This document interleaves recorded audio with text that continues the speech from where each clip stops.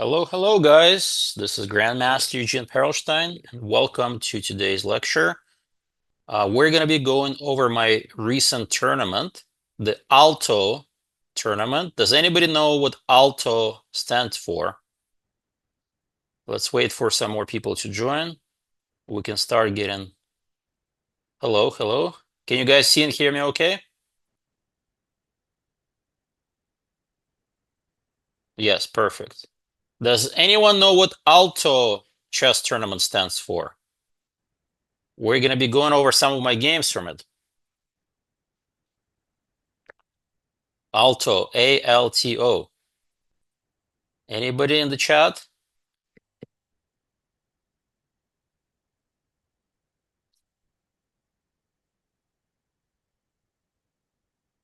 No idea. That's right, Freya, at least 21. So that means all of you are not gonna be playing in that tournament. So it's a new type of tournament. I think they've been doing it for a couple of years now in Charlotte, and it's called At Least 21. So they're basically attracting adults or adult chess improvers. I live in Charlotte, but I wanted to come, but I'm not of age. Yeah, so that's the drawback. Um, it's a very rare type of tournament. And the idea is it's like there's like social hour at the bar, so you have to be 21. So that's the whole vibe they're going for is kind of adults having fun playing chess and they can go to the bar and such. So that's the idea. They have tournaments like that where I live as well. Okay. So yeah, I played in this tournament and actually I did okay. I tied for second place, but very instructive games. Lots of practical decision making, as well as a little bit of tactics and strategy. So now that most people are here, we're gonna get going. Who was the best player there? So the first place was won by an Italian grandmaster. Um, Forgot his name. Francesco Sonis, I think. I think he is studying at the one of the universities. I think he's like maybe 21 or 22. I like your game against Tianqi Wang, right? Yeah, another fun fact, a famous chess coach and author, Jakob Agard was there, and he played right next to me. I asked my mom why I can't play, and I see. Yeah, he played right next to me. So it was really interesting to see the great author and coach playing as well. Did I play him? No, I played right next to him. He actually didn't have a great tournament. I think he lost to the number one seed, and then I think he made the draw, and so we never got matched. But I played another grandmaster, Ashwin Jayaraman, who is, I believe, now living in that area, and we're actually gonna take a look at that game. All right, so now that we have most people here, let's get going. So first round, I'm playing Henry. He's about 2100, and he plays e4. Let me put it in training mode. And I played c5. So I'm gonna play my favorite opening, which is the Hyper Accelerated Dragon, HAD. Hyper Accelerated Dragon stands for first move g6. Who can tell me uh, which top player in the world is playing this opening these days? Yep, you guys are correct. Hikaru Nakamura. He just played this specific move in a tournament, I believe, in DC, right? I think it was called like First something something Open, where he played his 5 games, and that was enough. Yeah, I think Washington Dallas Open. And that was enough for him to play as long as all his opponents showed up. The games are going to qualify for the FIDE candidate. So big shout out to Hikaru for qualifying by, playing the exact number of games he had to play to get into this tournament. Are you playing US Masters?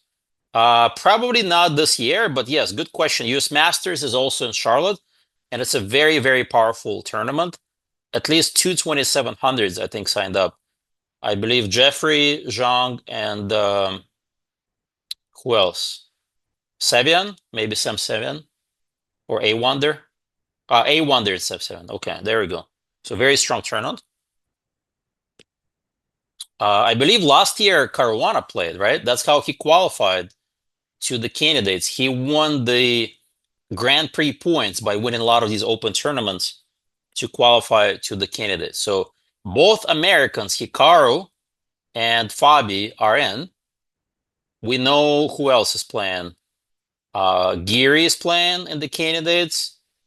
We know Bluebaum from Germany because he got uh, the spot in the Grand Swiss. So it's actually quite a strong event.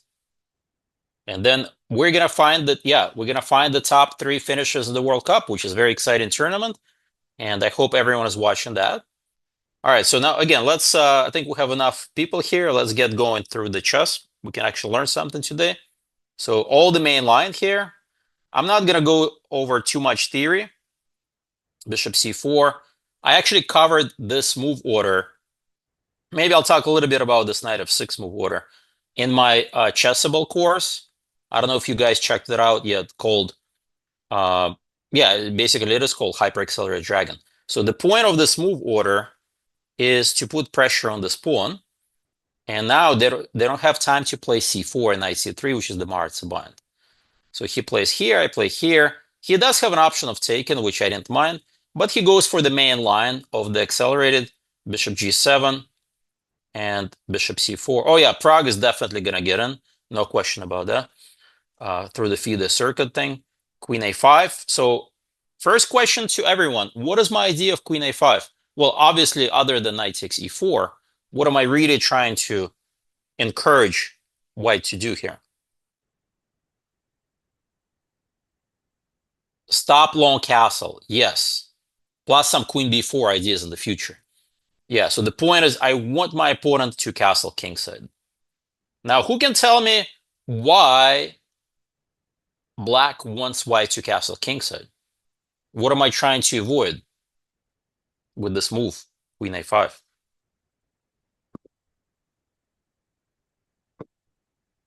That's right, the Yugoslav attack, or as Bobby Fischer used to call it, it's easy. You just play queen d2, castle long, f3, h4, h5, sack, sack, mate, right? So this is the kind of stuff I'm trying to avoid. By the way, do you think the dragon is refuted? Kind of unrelated question, like the mainline dragon, where you allow the attack. Do you think it's refuted by the modern engines? Because at some point it was unplayable. Many people were afraid to play it.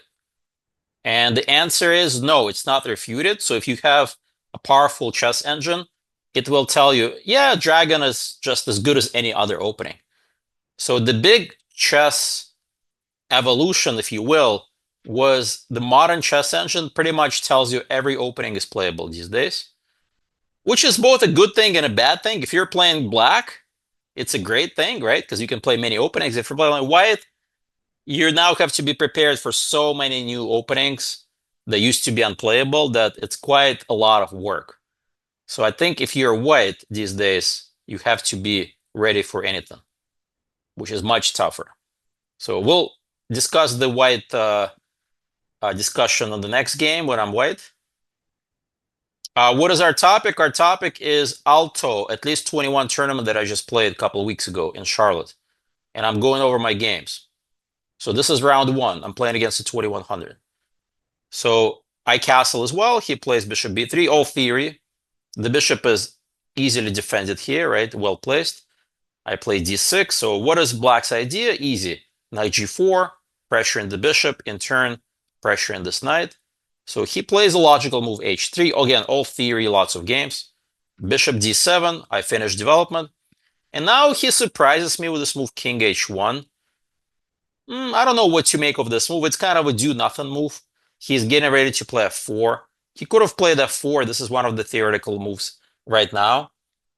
Another move here is rook e1. So lots of moves for white, but king h1 is a little unusual. I play my favorite move, rook c8.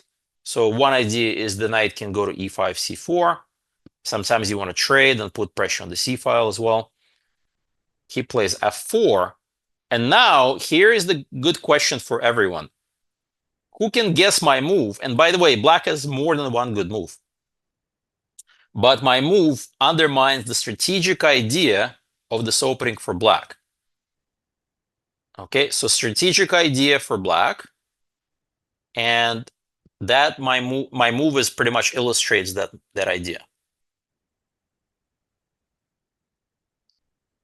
What I mean by strategic idea is when you're playing a certain opening, you're hoping for a certain long-term thing to happen, right? Without giving it away too much.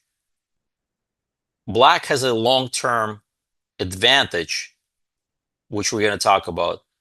And I'm trying to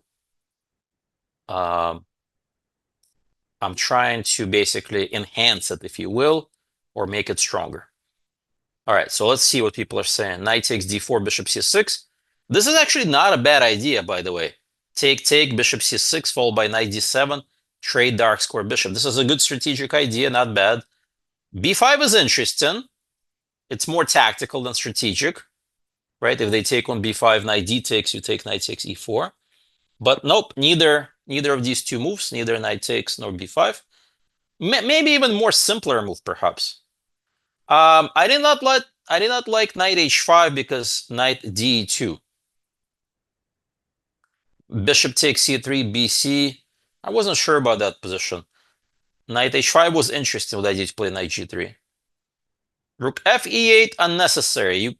Knight d5 is not the end of the world yet, right? There's no need to play rook f e8. a6 is too slow. Anybody else? Any other ideas?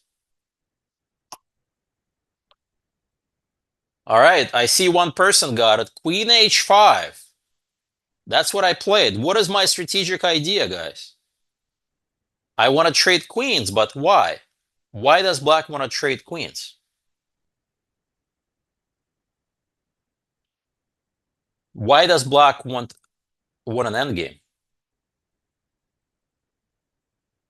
Better pawn structure, you're close. What is it about the pawns that make my position good long term?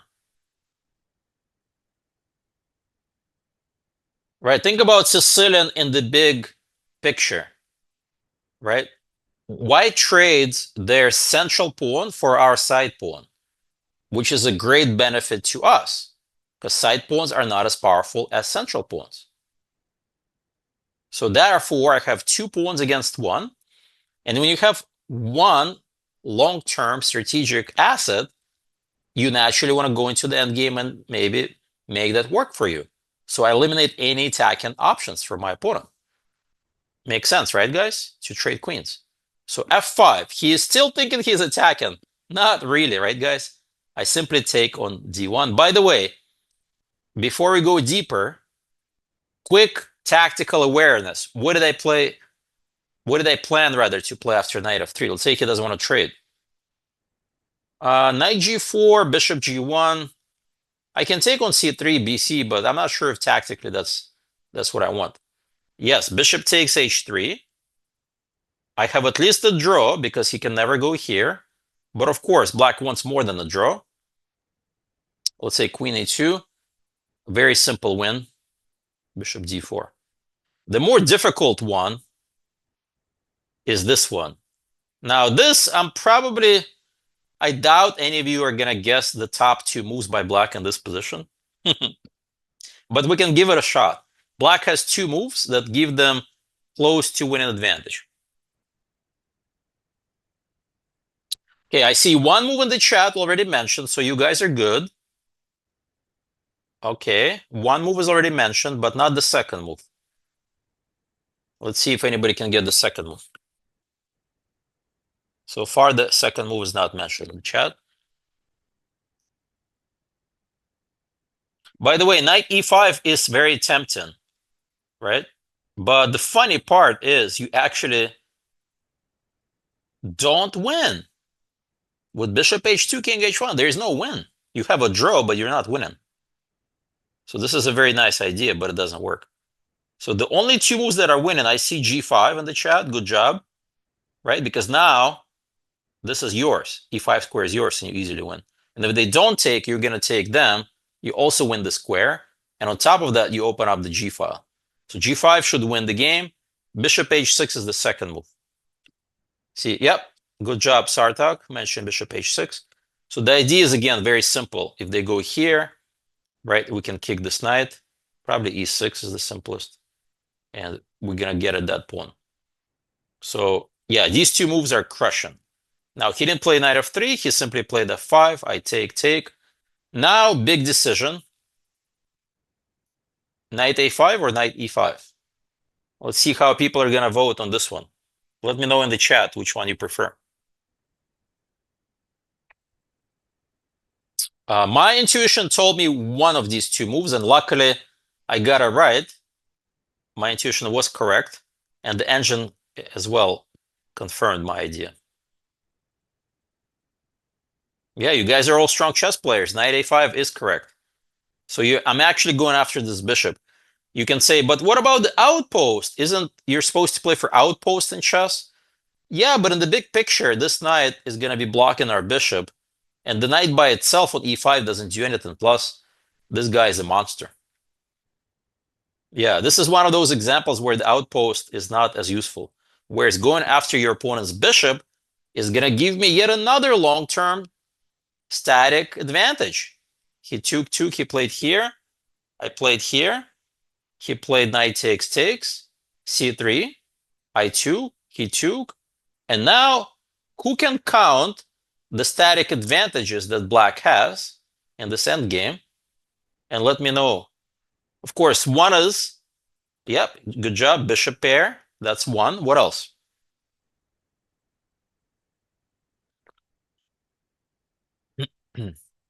I mean, the double pawns don't really count. b2, b3 is a weakness, but okay, you can try to make that.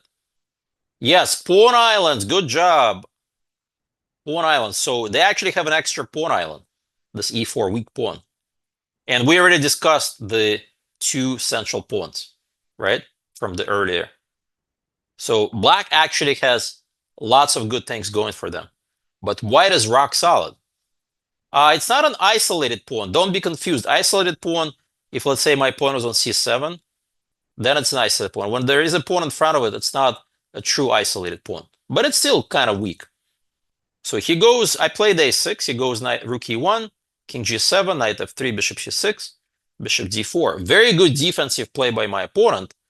He centralizes the rooks. He wants to trade his bishop for my bishop. What to do now? Do we trade? Do we allow him to take? Or do we say, well, we're going to stop you from playing and we're going to play e5? So critical moment right now. Options are to stop the trade with e5, allow him to take, or us to take on d4.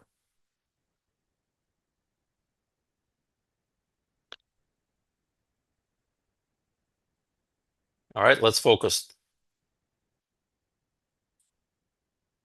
Backwards pawn. We're going to be talking about backwards pawn in a second, guys. There are no backwards pawns yet. Okay, so we're going to talk about backwards pawn in a second. All right, let's focus. So what are your options? Let me know in the chat. Okay, Alan says e5. Anybody else for e5? No. People don't like e5, some people.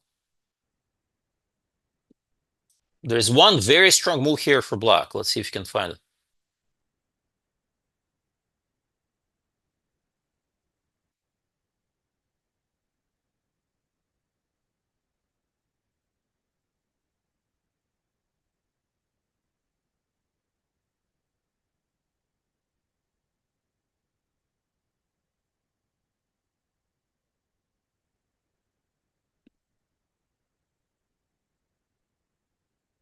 Rook a d8, bishop f6, ef.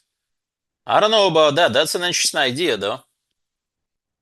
E5, bishop f2, bishop e7, and f5. Okay, interesting idea by Sam. Bishop d7. Not really sure what the point of bishop d7 is. a4. You mean a5? Okay, a5. So it looks like we have kind of a split. Some people are saying maybe this or this, maybe this, maybe this, maybe this. So you're kind of all over the map. Well, guess what? The correct move is e5, exclam. Let me give myself exclam for that move.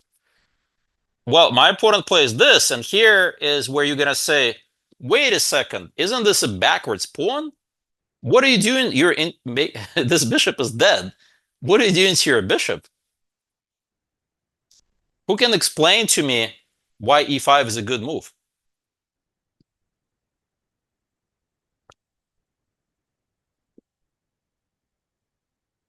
Right? I just created myself this weakness. Okay, you can say I fix his weakness on e4, right? So this is a problem for him. This pawn is not going anywhere.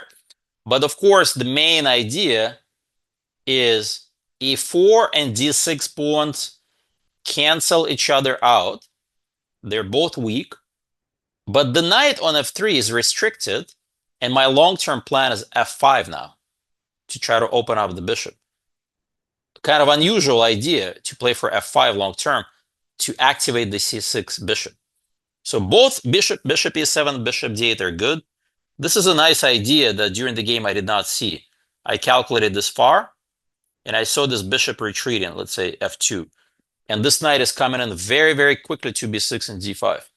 Once the knight lands on d5, it's not going to be easy for me to make progress. Luckily, I have f5 and this Petrosian-like exchange sacrifice. Believe it or not, white is completely lost. The bishop can draw back, and these pawns holding hands will start marching forward together with the rook. This king is not going to be very comfortable. This pawn is going to be quite weak. White is actually technically lost here. Now, I did not see this. This is what Petrosian would play. I was scared of knight b6. So I played another good move here, guys. I played bishop to d8.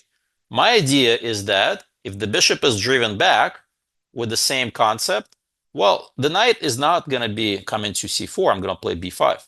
So he trades the bishops, which makes sense. Yeah, if bishop here, I would play bishop c7 first. Yeah, and then b5. You're right, bishop c7. And if he trades bishops, I took with the rook, he goes there. My whole point is restricting this knight. The knight can only get to d5 from e3. But to go to e3, he's going to lose the e pawn. So that means his knight is as good as dead. It's a useless piece. And here, the game kind of becomes one-sided. He has no counterplay. He goes knight f1. Okay, black has a bunch of moves here. I decided to activate my king. So to free my rook. Then I'm going to activate my rook to h4. I decided also to improve my structure a little bit. And what is my winning plan? My winning plan is easy. Play for f5. I could have played f5 right away. I played rook g8 first. This is called the mysterious rook move. I'm putting the rook on the file, which is completely locked up. But why? He cannot stop f5. That's the point. So he goes here, I play f5, and now it's over. It's pretty much over. I already saw the finish, right? That's easy win. How did I win this game, guys?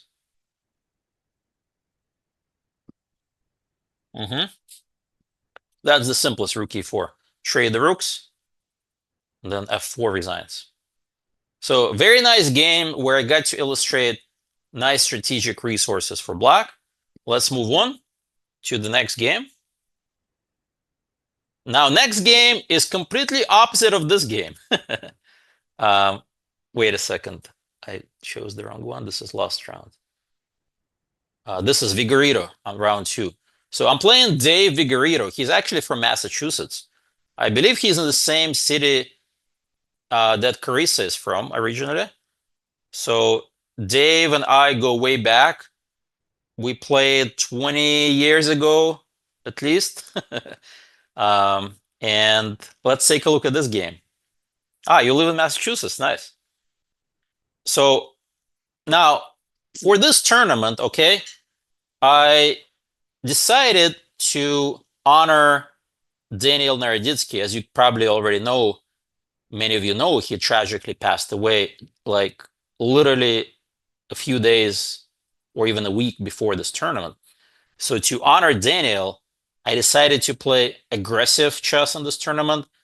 So move 1 e4 I decided to try, as well as King's Indian. I generally don't mind King's Indian. It's my lifelong passion. So that's why I played e4 in this game. Last 3 games against Vigorito, I played d4 and move 1. Yep. So I'm trying to play beautiful, aggressive chess. Let's see if I do Daniel the honors here. Now, Daniel Naroditsky is a great chess player, educator, um, commentator. And one thing that I don't know if people know, he shares the same exact birthday as Mikhail Tal, right? And Mikhail Tal is known for his incredible tactical skills. So to me, it's only fitting that I play e4 and try to play aggressive. But Dave plays e5.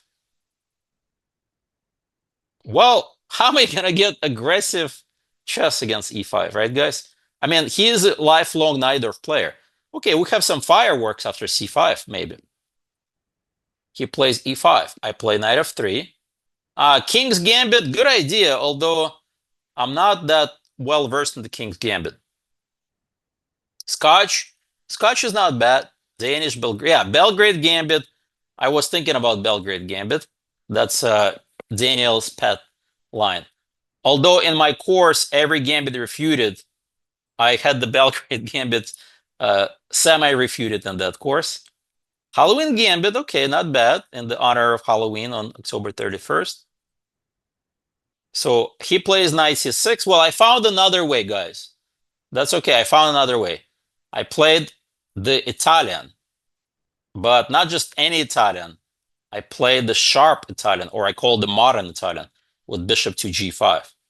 So that pretty much ensures fireworks, because basically I am taking on fire, I'm weakening his king side, and then it's going to be a double-edged game. So let's take a look. He plays this, c3, a6, all theory, here, queen e7, castles. g5, there we go. Fire on board, right? I have to drop back.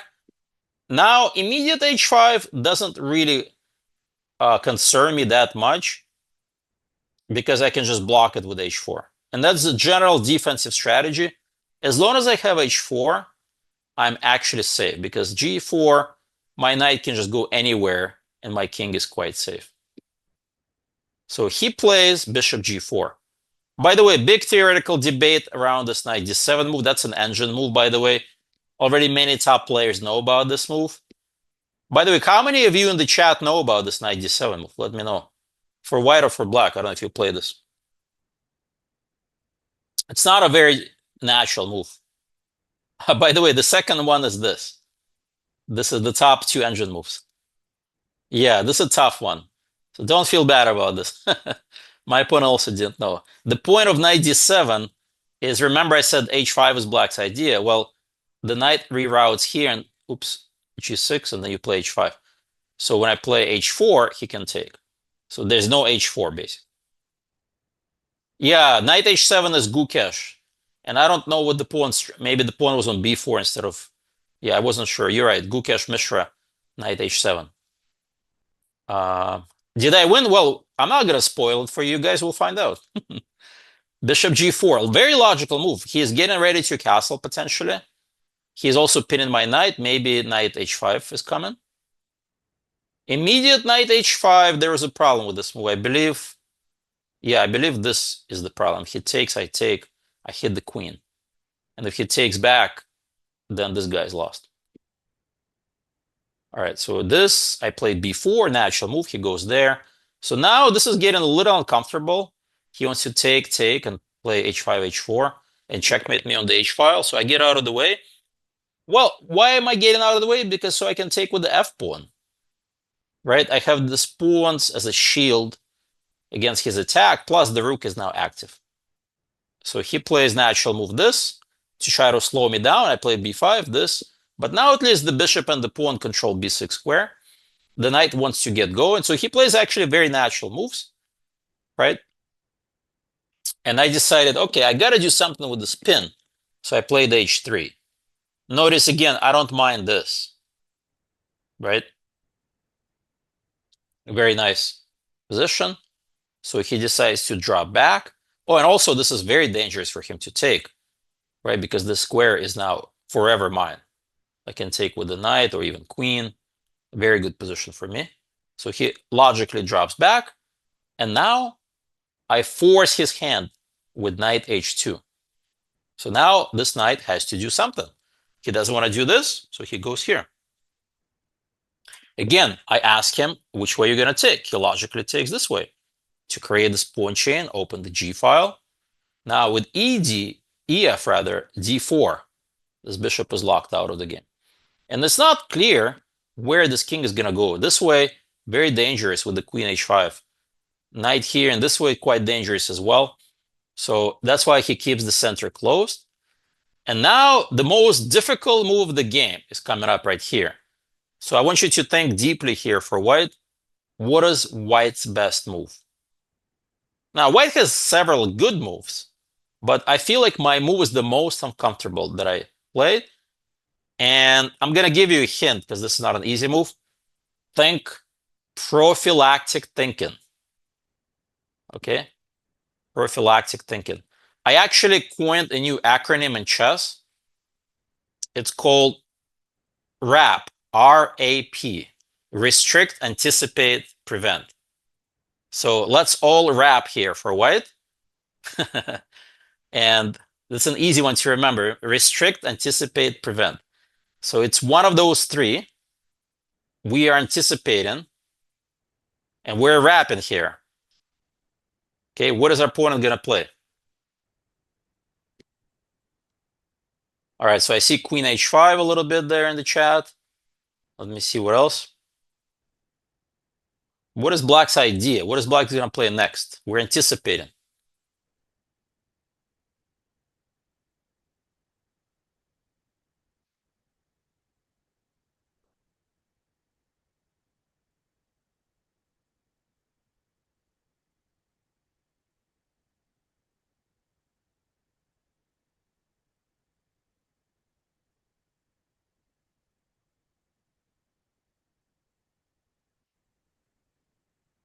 People are having trouble with rapping. You guys should take more rapping lessons. Very natural next two moves from black here. Tell me first, what are the next two moves from black? If you were just give black two moves.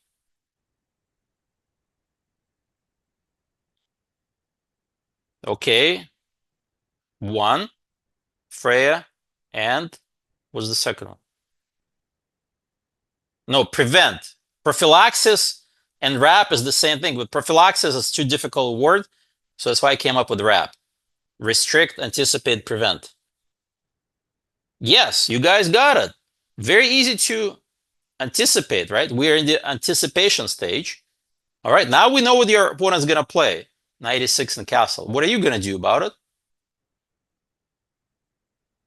You want to meet knight e6 with bishop d5, right? But immediate bishop d5, you may walk into c6, and then they can change their mind, right? They may not castle. So we need to play a wait-in move, right? What's a good wait-in move? A useful move. All right, you're getting there. You're getting there. Yep. Rook b1 is what I played. Very simple concept. I'm preparing b6, but only once he commits to this plan, to the castle long plan. And this is game over. The attack is unstoppable. And too many weaknesses. That's it. Rook b1 wins the game. Well, too strong a word, wins the game, but you're going to see shortly that after this move, it was quite difficult for black to untangle. So he plays this, but he's actually walking into a tempo, d4. Now with ed, CD, bishop d4, knight df3 wins a piece. So he played knight e6 now. Tempo on the queen. Tempo on the queen coming up. Tempo on the queen. I mean, first b6, sorry. He has to take. Tempo again on the queen. And knight d5. Fork and the bishop. All forced. Pretty much every move is forced, and he's in big trouble. He has to save the queen again by moving the queen or moving the king. I take, and that's it. It's a one-sided game. Rook g8, rook g1. My king is forever safe, and his king is weak. Big target here, big target there, big target there. Bishop, queen, everyone is coming in. And he's a pretty strong international master, but this position is just too tough to hold. I'll show you the rest of the game, of the moves. This. At this point, it's funny. I turn the engine on. It gives me at least 10 moves for white with an eval of +3 and more. Like, meaning that I can just play a move like this, and I'm still like +3. That's how good my position is. But in the game, I simply took and decided to free my queen by defending the rook. He takes, of course, queen b2 also wins, but I decided to calculate a little bit. And as we say, the attack plays itself, meaning that 1, 2, 3 attackers, potentially 4, attacking the lonely king. Yeah, he didn't really want to find out what happens after king takes c5. You don't want to find out. So he simply runs back. And now I'm not in a hurry, so I activate my knight, right? The bishop is great, the queen is great, the rook is defended, now the knight is coming in. And there's not much he can do. He tries to set up this defensive resource. Rook d1, obviously knight d6 he was gonna sack. And there's still some fight left. So I played this, asking him a question, what are you gonna do? He did this, I did this. Now there's some really nasty idea. Bishop e6, queen d7 mate. He plays knight c6. Now many moves win, knight d6 wins too. I decided to just simplify by trading. He cannot take with the b pawn, he has to take with the rook, and just rook d6.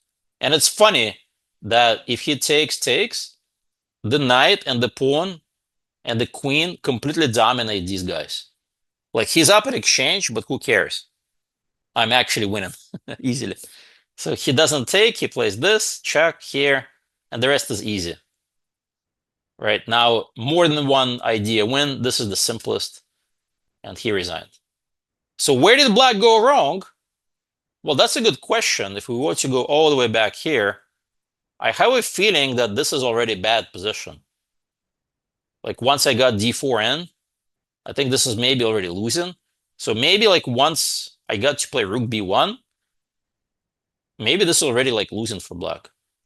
I don't know. I didn't check with an engine right here if it's losing, but I'm suspecting this line after rook b1 is not very good for black.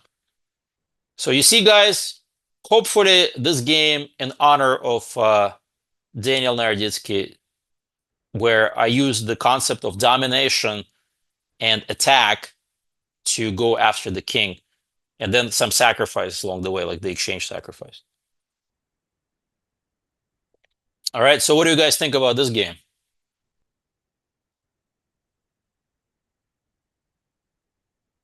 All right, you liked it? Good. Nice. Okay, as long as Danya is happy, that's all I want to hear. So this, I think, brings me to 2 out of 2 in the tournament. And let me show you another very interesting game. This is a big fight now, next game, because at some point I was clearly worse against Tianqi Wang, 2400 player. I think he is also from that area, from North Carolina, and I'm black. Who was the highest rated player? I think the guy who won it, Francesco Sonis, I think is his name. Sonis from Italy. Okay, so d4. So in honor of Danya, I played this knight f6, g6 with a different move order. Oh, no more King's Indian. This move e3 is a very sneaky move, guys. I expected like knight c3, like normal King's Indian territory. Nope, he plays e3. Now we're gonna get a reverse King's Indian attack. Does anyone know what I mean when I say reverse King's Indian attack? K KIA, not King's Indian defense, King's Indian attack. This is called reverse King's Indian attack, this position. Typically, it's played by white against like the French, right? Or a move one knight of 3. But here it's reversed, so I'm a tempo down because I'm black. And that's what my opponent's trying to do. He plays this instantly, queen c2, and now I'm like, aha, I know what you want. You're basically playing the French, but you're up a tempo. That's a sneaky opening strategy. So he basically is baiting me to play e4, but then I'd like to protect this pawn with the bishop, not the queen. Queen may get hit with knight d5 in the future. I don't know. This does not feel good to me to play e4 this early. So I'm sitting there and thinking, how can I take advantage of his move order as well? Well, he hasn't played bishop b2. That means if he plays a3, the rook's going to be unprotected after ab. So I play a5. And that's a good move because after this, he drops, right, material.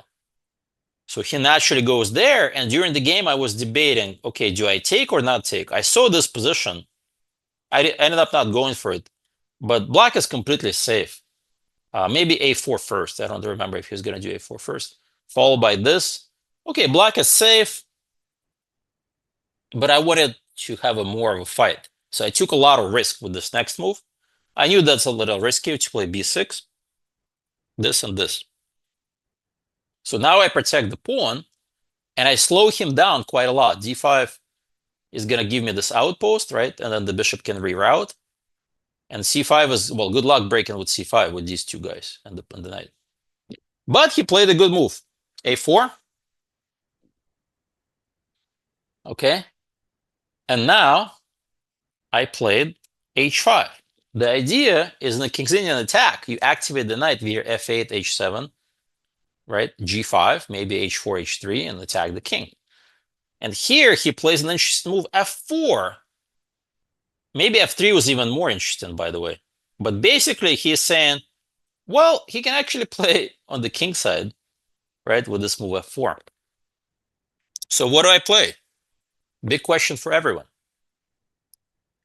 What to play for black? Why don't you think about this? Because I desperately need an attack here. How do I generate an attack? Okay, let me know in the chat.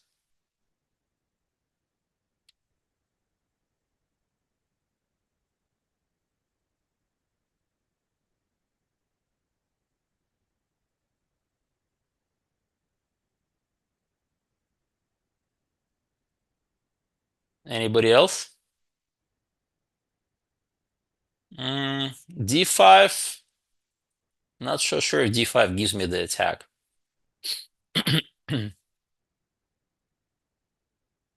Bishop h6 stops f5. Yes, but bishop h6 doesn't give me the attack. I need to create an attack.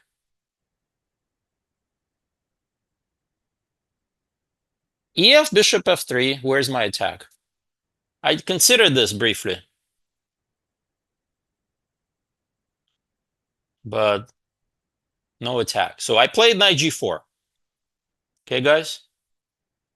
I have to generate counterplay. So I'm hitting this e pawn. Naturally, he takes. I take. Okay. Now, he doesn't want to take the e4 pawn. That's too dangerous. So he simply plays knight b3 and says, where's your attack? Where's your attack? What's my follow-up, guys?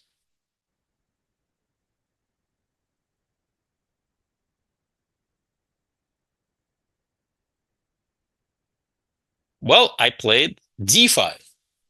Controversial decision. The engine hates this move. But I actually realized that after f5, there's no way I can complicate the matter. He's going to play knight e2, trade the bishops, put a knight on d4.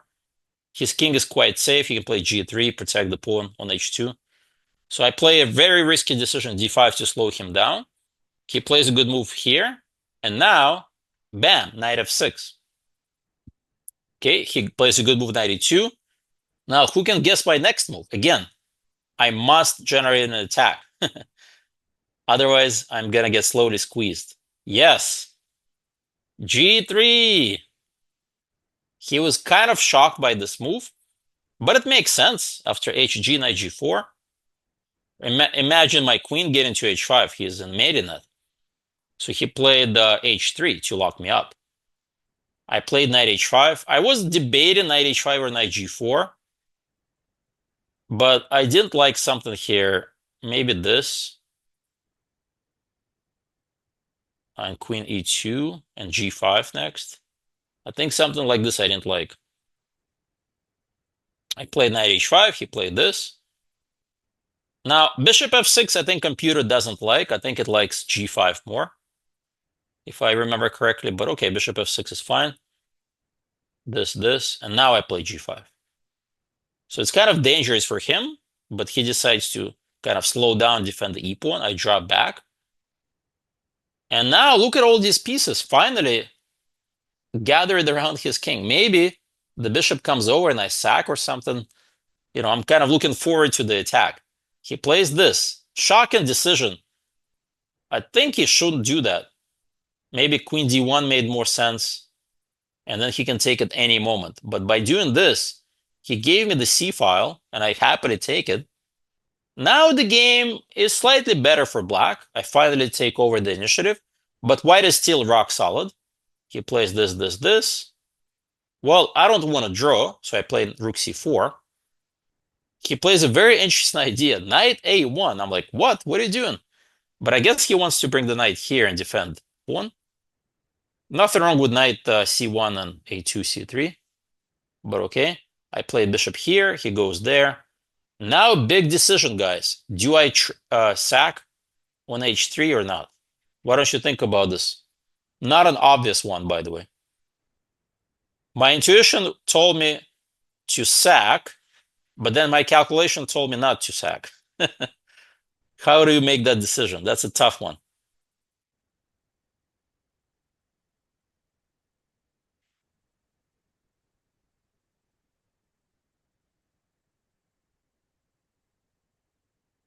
So would you sack on h3 or no? And if no, then why not?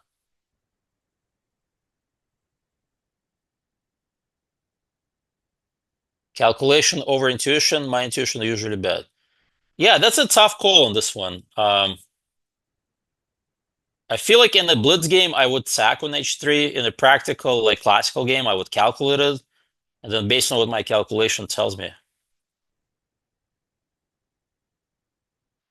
Yeah, this idea is not super easy. Good job. Yeah, this is a very, very nice line that you gave. The second rank defense, right? Not super easy to break through. You can trade queens.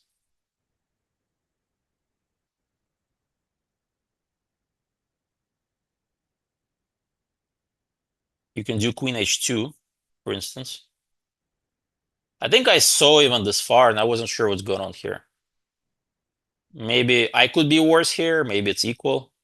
My king is kind of far away. But I guess if I get to play f5, I'm doing well, right? So maybe f5 or knight here first. Yeah, maybe knight here first is good. So anyways, I wasn't quite sure about this one. I feel like maybe bishop h3 works, maybe it doesn't. But I couldn't find the killer blow. So I simply just played bishop e7. So regroup. Regroup and hope for the sack in the future. The bishop can go to d6. Yeah, my intuition sometimes tells me to sack as well. So you got to really back it up with some calculation too. So knight c2, bishop d6, right? He plays d5, interesting move. But then I played bishop c5. I'm hoping that he's gonna play like this knight here or knight there, and maybe I can attack this d pawn, queen g5 or something. He plays queen d2 though. I play queen d6, knight c3. I didn't really want to commit my pawn to f5. Probably I'm still okay after that. So I decided to repeat. And he plays queen a2. I think he's playing for a win with this move because he sees that's a free pawn. And then this pawn is going to be free next. This is exactly the kind of move I was looking for, right, guys? Finally, the big fight begins. Bam, knight f4. He takes the pawn. Who can guess my next move? I already saw my next move from a mile away. It's an easy one, right? Bishop h3, of course. Now, my idea is to play g2, the knight h3 and g1 queen. But his idea is to trade queens, queen takes e4. What to do now? So many options, and we're approaching time trouble. I think he had less time than I had here. Yeah, knight e2 looks very tempting. I wanted to calculate that first, and of course, king f1. I take, he takes. Not much, guys. So I played knight takes g2 instead. Takes, takes. He takes, takes. And he shocked me with his next move. I did not see that move at all from a distance. Knight e4, giving up a piece. Wow. I thought he was going to take and go down on this position. And my eval here is that the only person who is playing for a win is black. Why? Well, my king is closer to this pawn than his, and then I'm going to use this pawn as a decoy. And also his pawns are in the light squares, right? That means the bishop is going to have a field day attacking the pawns here. Yeah. So that's the weak pawn situation. He shocked me, guys, with this knight e4 move. Does this work? What is going on? What should black do? Let's calculate this.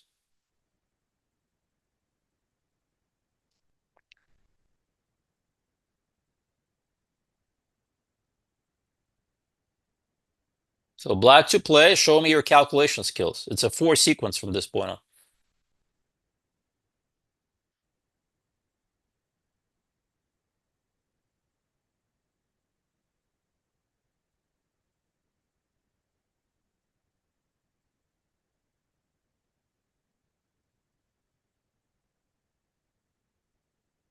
Let's see your calculation skills.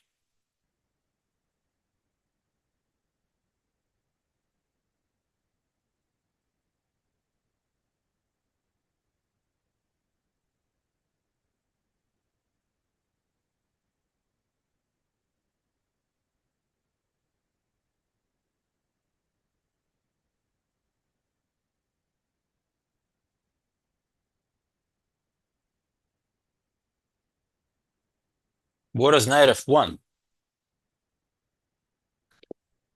Anybody?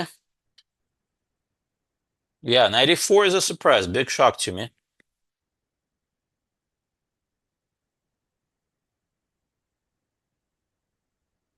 What to do here?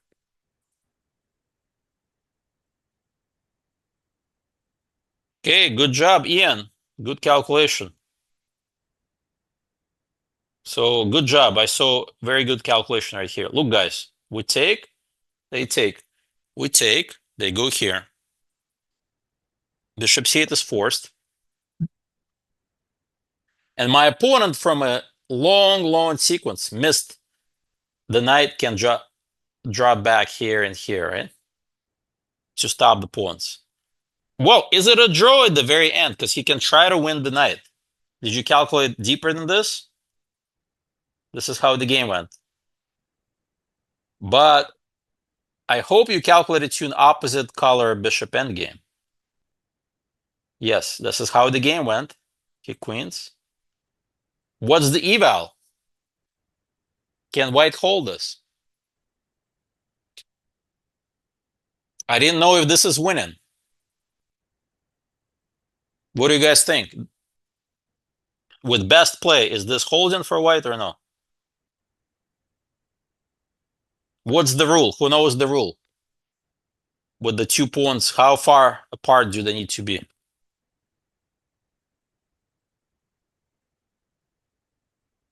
Anyone knows the rule? Anybody read Dvoretsky Endgame Manual or any other endgame books?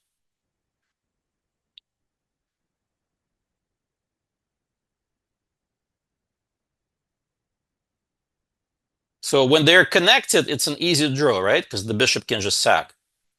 When they're two apart, usually it's holdable. This is already edge case scenarios there. Probably tougher to hold when they're two, right? Depending on how close things are, but it's still kind of within reason. Once it's three files apart, it's over. Basically, three or more, it's over. Yep, three or more, it's over, right? There's no defense here. So basically, my goal is very easy. Run the pawn as far as I can, use the other pawn on my king, and eventually run the king to support. And this is how I won. First, I activated the king, then I ran the pawn to paralyze his bishop. I activated my king to get the pawn to g4. Okay, what's next? Then I need to defend this pawn, so my king wants to come on b1. Yep. And that's game over. Bishop c8 is unnecessary, but I decided to throw that in. So yeah, it's too far. Three files, 1, 2, 3 is enough. Easy win. So that's how I won this game. Big fight. But I overcomplicated things definitely, and I was worse at one point, but it was a very complicated middle game. Sometimes you gotta take risks to win. So that's how I got 3 out of 3. Let me quickly show you the next game. The next game wasn't very interesting. That was against the GM. He played this kind of a fighting modern Philidor setup. And it pretty much petered into this isolated queen position. So I am white. I have a very nice knight, but he has the bishops. Not easy to win. I guess there's one interesting moment in this game, by the way. Can he take this pawn? Let's see if you can guys figure this out. This is a really nice calculation exercise. Can he win this pawn?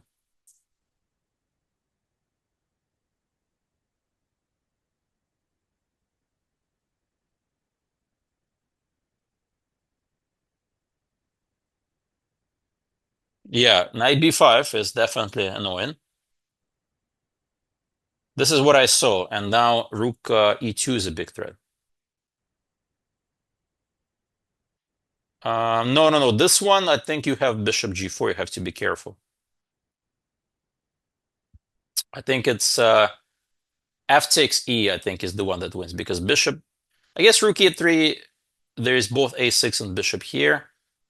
And I saw ideas like this, and this during the game. It's kind of drawish. I saw this far. I think this is just a theoretical draw. It's a fortress, and I can't break through. So I think the win is fe. a6, knight c7. Then I take the pawn, and he can't stop the same idea, but without the d pawn, he can't hold it. So this is how I win. Knight e7 check, and I take. So anyways, he definitely felt, I don't think he calculated any of this. He felt that this is wrong. He just traded. My only mistake of this game was actually this move a5. The engine claims b4 gives me the winning chances. I did not see this, and that's just kind of, he drew pretty easily here. Unfortunately, I needed this h3 move because I have back rank problems. There's this cool line. Of course, he's not going to fall for it. Right? It's kind of a cool little line. Yeah. And then I can do like the whole windmill style that I can take his queen. So that's a little cool line. But of course, he's not going to fall for that either. So I don't know. This was just a draw. Nothing interesting here. And the last round game I drew as well. It was King's Indian defense against. Oops, sorry, in the wrong direction. Against Ryan Amberg. He's actually a very strong player. I think he's has all the 3 IM norms. He just needs the 2400 rating. He played a really weird opening, this King's Indian with the H4. I've never seen that before. And he like whipped it all very, very fast. But I played natural moves. And here he found himself in a strategically bad position. Like, this is my dream. Like, I have this knight coming in, this pawn is weak, and black is just enjoying a free advantage. But then, a couple of moves later, like, I did everything right. Yeah, I was kind of worried about this f4 idea. So I played knight f6, maybe not the best, but okay. This. Yeah, this king g7 was a little bit maybe too slow. A4 to stop b3, maybe a better idea. But during the game, you don't know these things if you want to play a4 now. And all of a sudden, he finds this very simple plan. Rook d1, take, queen attacks, and not back to c3, but to f2. And now I realize I can't break through. I played here. He immediately takes, and offers me a draw. Of course, I saw all of this. I was gonna go here, and this is just a dead draw. There's no way I can break through. I thought maybe this and this. He plays knight d3. Everything gets traded, and he holds easily. So that's how I got the 2 draws. So I finished 4 out of 5, tie for second. Yeah, not bad. So I hope it was good. Some nice attack in chess. A little bit of like these King's Indian and King's Indian attack fights. And basically, tournament went well overall. All right, thank you guys, and talk to you next time. Bye, everyone.